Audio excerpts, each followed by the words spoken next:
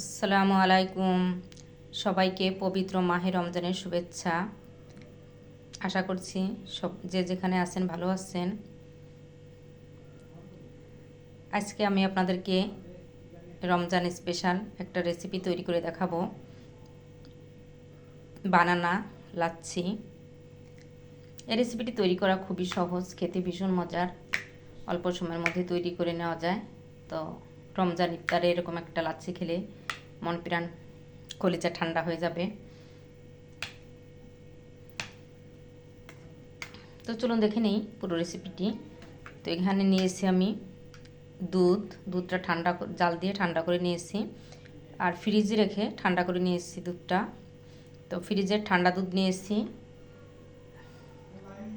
দিব কলা,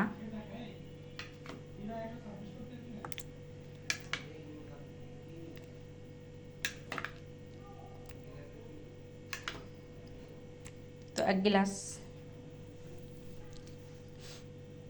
2 গ্লাস তৈরি করার জন্য আমি একটা কলা দিয়েছি। দিব গুঁড়ো দুধ 2 চামচ,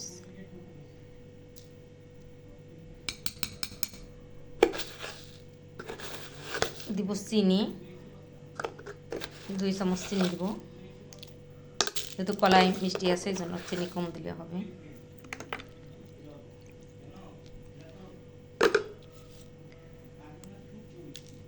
এখন সব কিছু দিয়ে ব্লেন্ড করে নিব।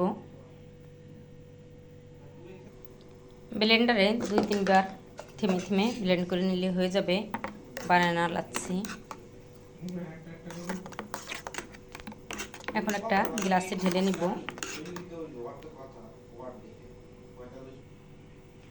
তৈরি হয়ে গেল আমার বানানা লাচ্ছি। তো খুব সহজে লাচ্ছিটা বানিয়ে নেওয়া যায়, আর খেতেও ভীষণ মজার।